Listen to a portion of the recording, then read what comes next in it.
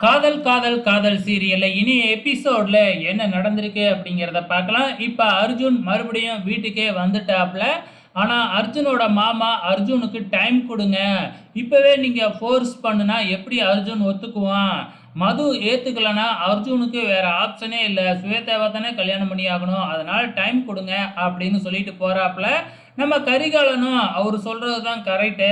அர்ஜுனுக்கு நம்ம டைம் குடுக்கணும். இப்பவே நம்ம எதுவும் பேசக்கூடாது அப்படின்னு சொல்லிட்டு போயிடுறாப்ல. ஆனா இந்த பாட்டி என்ன சொல்லுது, "இல்ல, இல்ல முதல்ல கல்யாணம் பண்ணி வச்சுருவோம். அதுக்கப்புறம் அர்ஜுன் வந்து பார்த்தீங்கன்னா மாறட்டும்" அப்படின்னு சொல்லி பார்க்குறாங்க. ஆனா நம்ம கரிகாலன் இப்ப அர்ஜுனுக்கு டைம் குடுக்க முடிவு பண்ணிட்டாப்ல.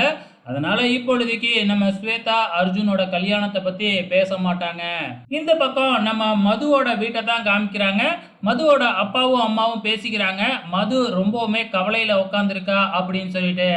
சரி வா போய் என்னன்னு கேட்போம் அப்படின்னு வந்து கேட்டா, மறுபடியும் அர்ஜுன் பிரச்சனை பண்றான் அப்படிங்கிற மாதிரி தான் மது சொல்லிக்கிட்டு இருக்கிறாங்க. இப்ப மதுவோட அப்பா, அம்மா வந்து பார்த்தீங்கன்னா, நான் அர்ஜுன சும்மாவே விடமாட்டேன் அப்படின்னு சொல்லிக்கிட்டு இருக்கிறாப்ல.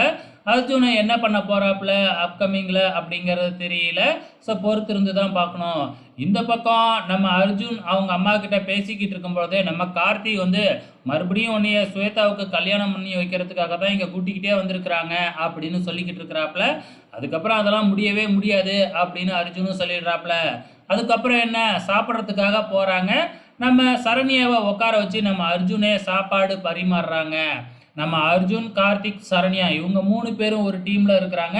இத பார்த்துட்டு இந்த பாட்டிக்கும், ஸ்வேதாவோட அம்மாவுக்கும் பொறுத்துக்க முடியல. பாருங்க இவங்க 3 பேரும் ஒண்ணா சேர்ந்து நம்ம எல்லாத்துக்கும் எதிரா இருக்கிறாங்க அப்படின்னு பேசிக்கிட்டு இருக்கிறாங்க. இந்த பக்கம் கஸ்தூரி நம்ம கார்த்திக்கு ஃபோன் பண்றாங்க. ஃபோன் பண்ணி இந்த மாதிரி விஷயத்த சொல்றாங்க. எனக்கு எங்க மாமா பையனோட கல்யாணம் பண்ணி வைக்கிறதுக்காக வீட்ல பேசியிருக்கிறாங்க அப்படின்னு உடனே, அதனால என்ன கல்யாணம் பண்ணிக்கிட்டு வந்து படிக்க வேண்டியது தானே அப்படின்னு கார்த்திக் சொல்றாப்ல. என்னோட பிரச்சனையே அது இல்ல. நான் வேற ஒருத்தன காதலிக்கிறேன் அப்படின்னு சொல்லி, நம்ம கஸ்தூரி வேற ஒரு கட்டுக்கதைய அள்ளி விடுறாங்க. நான் பக்கத்து ஊர்ல என் சின்ன வயசுலேருந்து ஒரு பையன காதலிக்கிறேன். அவன தான் நான் கல்யாணம் பண்ணிக்க போறேன். அதனால நீங்க எப்படியாச்சும் எங்க ஊருக்கு வந்து என்னைய எப்படியாச்சும் அழைச்சுக்கிட்டு போயிடுங்க அப்படின்னு சொல்லி வர சொல்றாங்க. ஆனா கார்த்தி பயப்படுறாப்ல.